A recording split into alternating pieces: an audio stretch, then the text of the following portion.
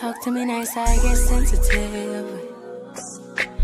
Choice of your words to convey. Your intentions might mean the best, but it's in your approach and delivery.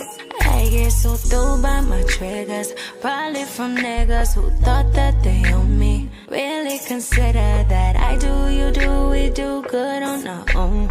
Back on my throne, like yeah. Accept me at my worst, like you do my best. Better than I was last year. I've been facing tests, separate from the rest. Hope you're facing all your fears. I've been going so damn hard. It's been taking all this time.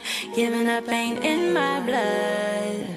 It's all in the signs. It's all in the signs. All in the signs. It's all in the signs. It's all in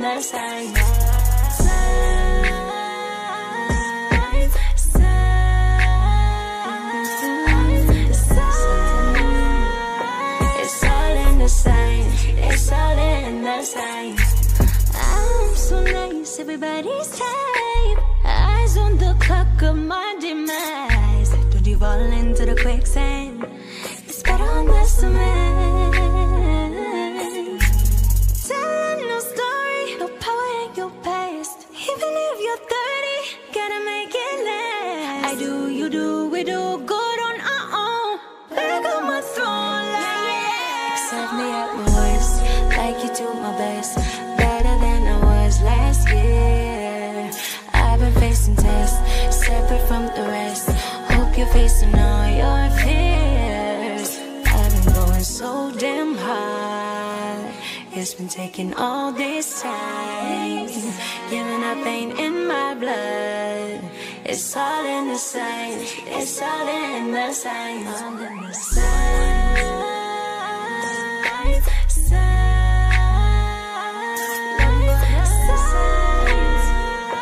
It's all in the signs. It's all in the signs. All coming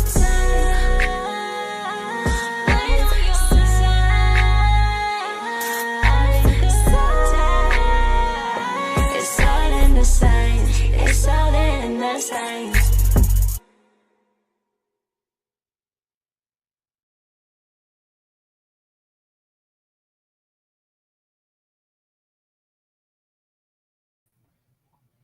Of revolutionary hoodoo, New Orleans voodoo secrets and recipes.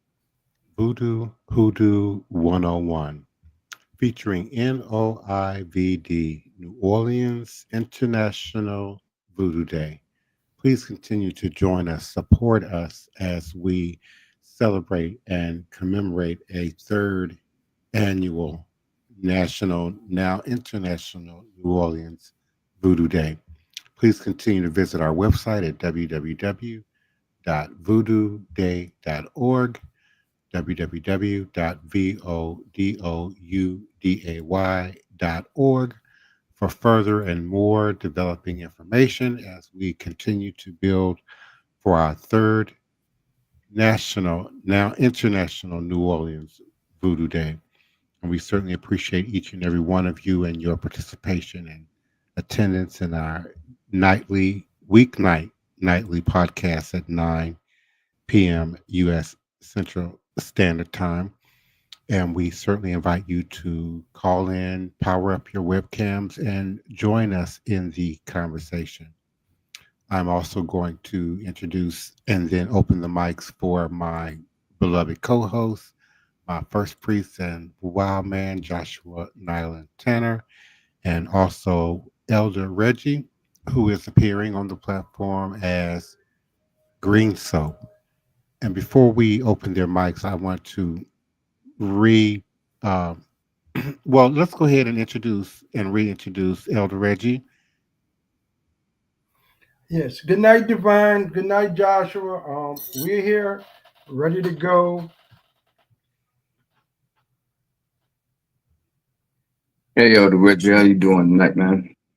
How's good, everyone sir. out there? Hope you guys are having a great evening, and yeah, we're ready to go and ready to get into the topic of the day, which Yeah. is going. Which What's is that our going to be? continued conversation on magic and supernatural African American slave society Mm, in the footprint left first by the Maroon colonies and their demonstration and reorganization of our spiritual practices and traditions. But then how that subsequently evolved and grew into what became Haitian voodoo, Brazilian voodoo, Louisiana, Mississippi Delta voodoo, etc. When we last had this conversation on the last podcast, and we always invite you to join us live, but also an archive at your leisure and convenience to maintain the storyline, if you will, of what we're discussing. And in the last podcast, we discussed Joseph Williams, also drawing primarily on folk tales in his research for his New York Times article, Black Magic Among Dark People, in which he analyzes the prevalence of voodoo and obeah within the Black community. He traces the origins of these practices to the early 17th century serpent worship in Haiti, and we also know that serpent worship was a key component to Louisiana, certainly New Orleans demonstrations of voodoo long before Marie Laveau. Certainly, John Martinez and certain other male practitioners also use snakes in their demonstration. And he traces the origins of these practices to early 17th century serpent worship in Haiti and attributes their presence in North America to rebellion attempts. He cites the New York conspiracy in 1712 as an example of slaves implementing voodoo tactics to incite a rebellion. Williams also describes the ideology of obeah, which he believes has transformed into a cult of devil worship that still invokes fear among African Americans. This is evident in their usage of the obeah man as an effigy for evil. Because, like Puckett, Williams does not include as a source any slave interviews or historical documents. Even when he discusses the various uprisings, his information is speculative, relying more on rumors and gossip than on concrete evidence. This document is nonetheless helpful in the depiction of the use of supernatural agency among the enslaved. In response to the criticism that folk tales may not be a viable enough source for historical analysis, William Coleman, in his work, Tribal Talk, Black Theology, Hermeneutics, and African American Ways to Telling the Story, argues that these oral stories are the best means of understanding the slave experience.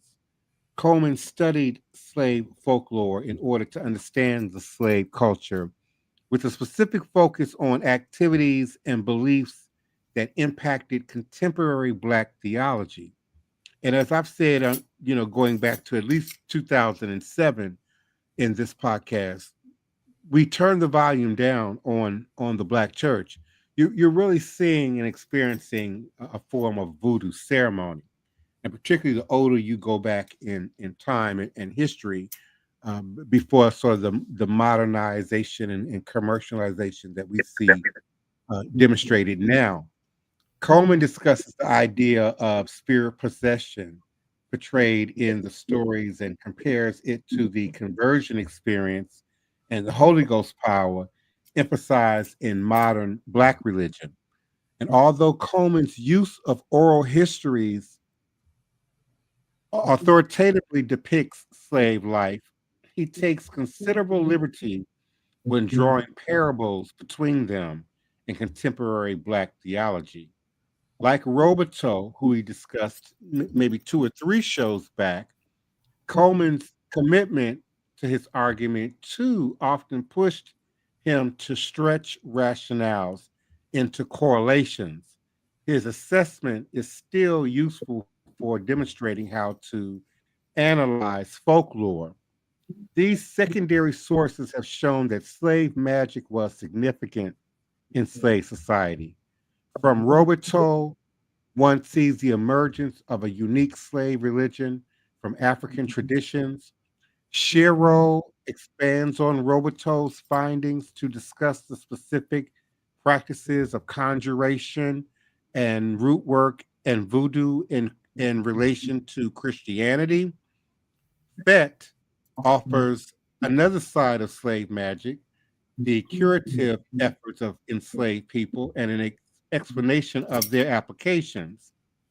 Puckett, Williams, and Coleman all discuss the value of folklore and reveal how it was adapted as fact into a slave's daily life. These sources also offer insight into the existence of magic in the African American slave experience. However, they do not illuminate the perception of the supernatural world on the slave's part. So, this analysis of slave interviews, folklore, music, slave owners' journals, and missionary records illustrates how slaves have both understood and practiced magic within their communities. We often were then just forced to appropriate, syncretize, adapt Christian, often Christian religious language to mask the practice and the tradition. The most prevalent theme associated with slave culture's understanding of the supernatural was the belief in the existence of flying spirits who interfered in their lives, in the lives of humans. Some of these quote unquote flying spirits also aided in the escape of some slaves who were said to just lift off from the plantation into the sky, never to be seen or heard from again. And slave society focused on a high god who was deemed the supreme creator of the world and all forms found in it. Often associated with the sky, this god was believed to be too important to meddle in the affairs of everyday man. Instead, bondspeople held their spirits due to their capability of flight, monitored the matters of the world, and thus directly impacted everyday lives.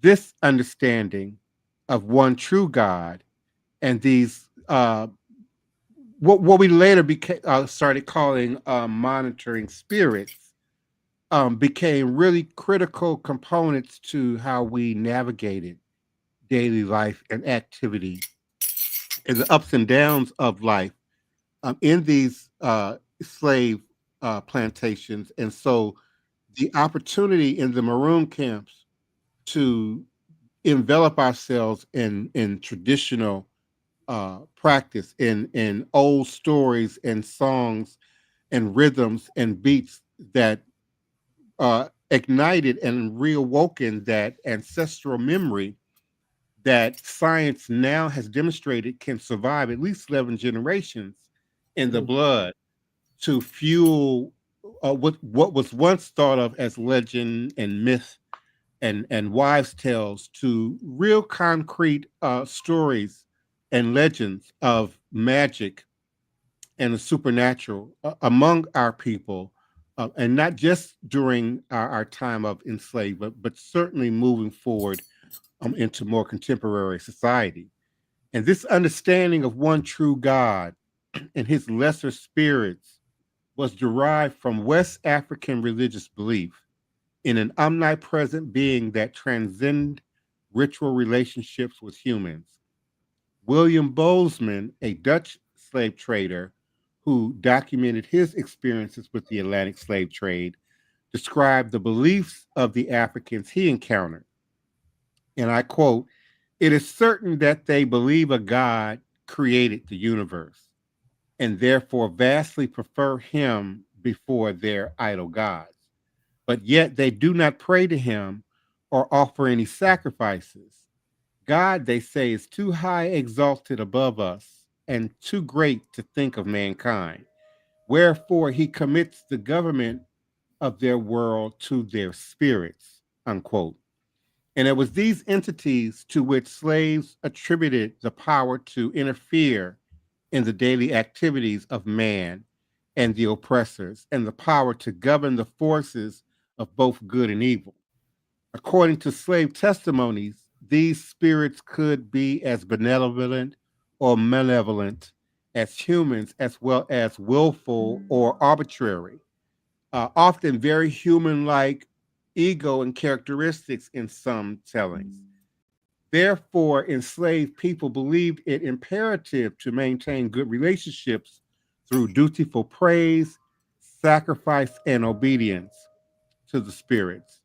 Nearly every interview conducted by the Federal Writers Project, very powerful archive if you're not familiar with the Federal Writers Project, with former slaves in 1936 included some reference to a flying spirit.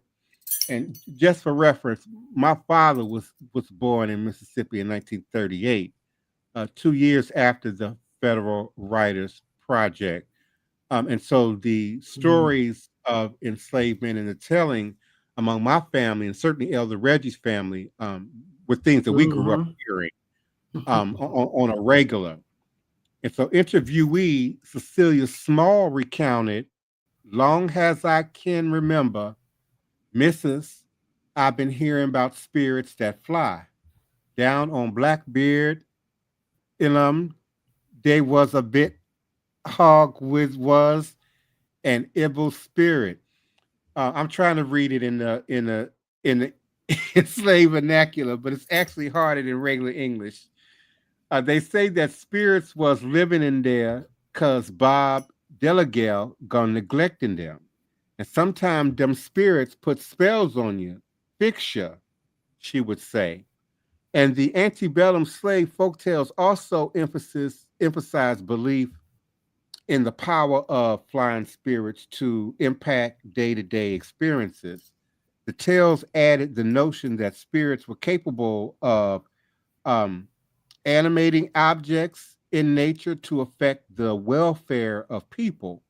One instance is the story of Sister Becky's baby, wherein a young woman is sold away from her baby, but through the assistance of a rabbit inhabited by a spirit, she is reunited with her child.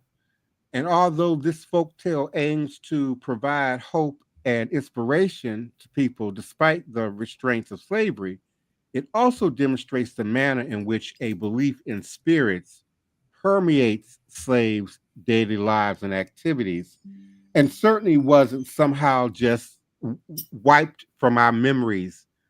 Somehow the white man, performed some wicked witchcraft and just wiped this from our consciousness. We know that this was not the case, and that this awareness was common, though often not always publicly on demonstration, on display, but became deeply embedded in many of the stories and the tales and the legends, like Brer Rabbit, and many other stories that contained these mythologies that really originated on the mother continent and made their way here into the West. Elder Reggie, I can remember my dad talking about the Trail of Tears and the family actually being moved out of that Florida region, coming west, ultimately to land in Bogalusa, Louisiana, but having all sorts of stories of spirits and ghosts that would communicate and direct with them, smelling certain food items, cooking while they were in route, that sort of helped to maintain this connection to the spirit realm and the ancestors, but also some real sense of direction that helped to guide them ultimately west into what we now know as Bogalusa.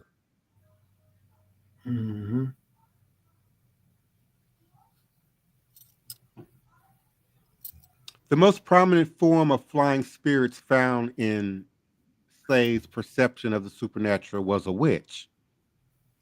Witches were believed to cause illness or death simply by eating on an individual's soul. Many stories feature the spirit of the witch taking on an animal form in order to fly to gatherings where the spirits of other witches congregated to consume a soul. For slave Surreal Wild recalled, witches can turn themselves into any shape, an insect, a cat, a dog, any kind of animal. They can go through any kind of hole and they can come through the hole and get at you. And if the animal was killed when possessed by a witch's spirit, the sleeping body of the witch was to die at the same instant. And they also believed that the spirit of a witch was capable of leaving her body nocturnally for the purpose of riding her victim. Now, some of these tellings sound, quite honestly, very Eurocentric to me, in how witchcraft and witches from a Eurocentric perspective were described, particularly during that witch hunt in the New England area. Some of the tellings, as this author is telling the story, sounds similar to me. So I can identify sort of the telling and the retelling, really, of some of these lies and these wives' tales, but hear the truth of this spiritual connection really beginning to come through their true fear and apprehension of our empowerment and our ability to chant and to sing and to drum and to dance and to look at the sky and call down power. And so the desire to break us to the lowest common denominator cannot be overstated. Yeah, you're right. You're right. I think that a lot of people, I was looking up some things on Voodoo and Conjure today, and it really was talking about like how some of those who were really well known for that really took their time, or really was, how can I say, they really were divinely called into it, and their DNA and their gifts and their talents came from who they were. And it came to them, like almost how Toni Val was talking about the other day when she was talking about the flowers that she was sitting next to, and she didn't realize she could have actually digested those flowers to help her with her labor issues that she was going through. And I was just like, that's how it was probably during that time, being oppressed, being subjugated, being limited and put into these boxes. Those who actually did the internal work kind of got access to all that information and all that those skills and those talents that we all embody. But it does take that personal inventory, I think, to be able to tap into those things and to really be able to enforce them and call them in.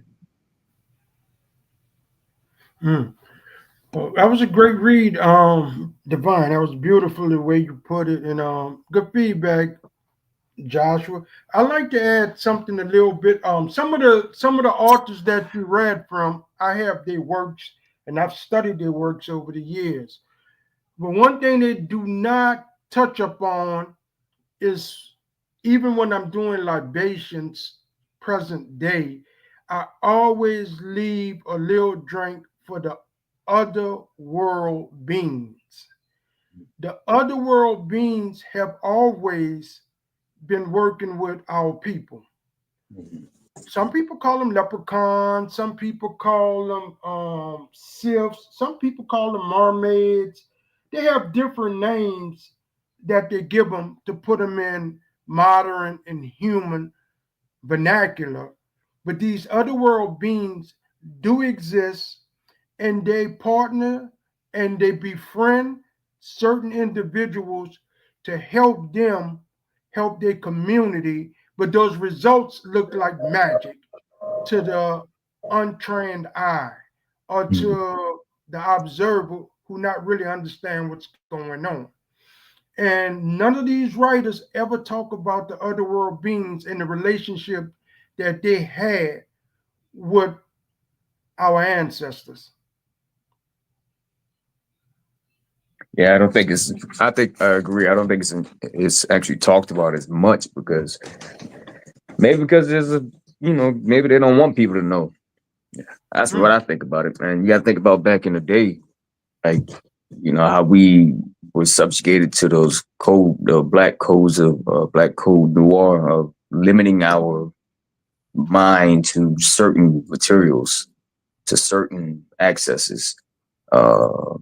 To keep us subjugated, and not just physically but mentally, and also us those who have Africans, those who are African and came from Africa, and those who are from America. We all had to learn new languages and new ways of living with other people and with the areas that we've had to build and had to cultivate and had to figure out how to survive and thrive through, even though it was such, how can I say this, such devastating conditions. But I think that through that, I feel like we individually did our own, during that time, there was many of us that was doing our own personal inventory, and we was tapping into that regardless of those things, regardless of those laws, regardless of those limitations, regardless of all that, we still was getting access to those things. And I don't think that people gonna write. I don't think people gonna write about it. You're not gonna see it in textbooks. It's gonna have to be through stories and through what Divine Prince was talking about earlier. That carries a lot of that forward because we was unable to write those things down and put them in books.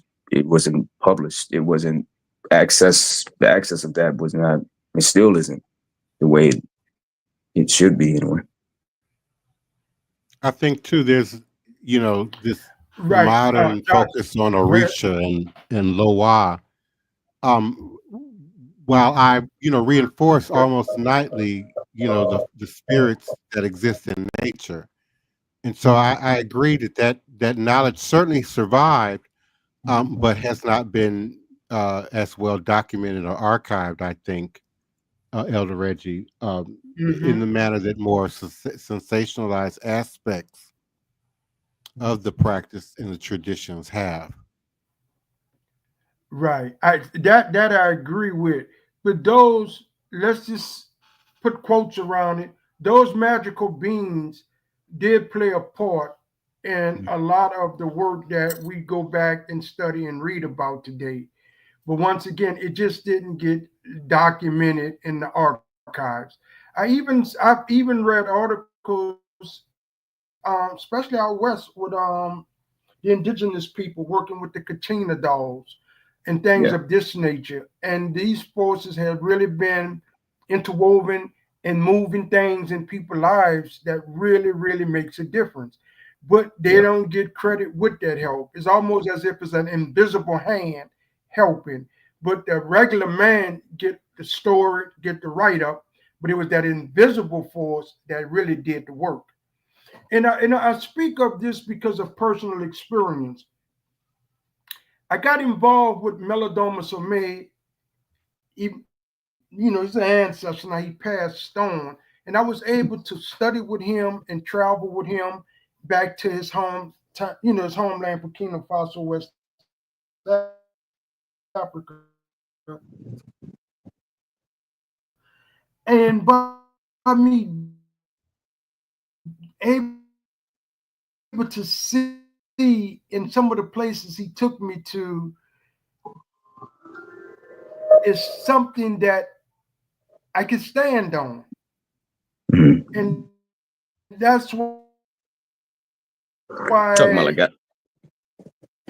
Talking about out west in Arizona. That brings it up because this is not nothing new. It's been there. Yeah.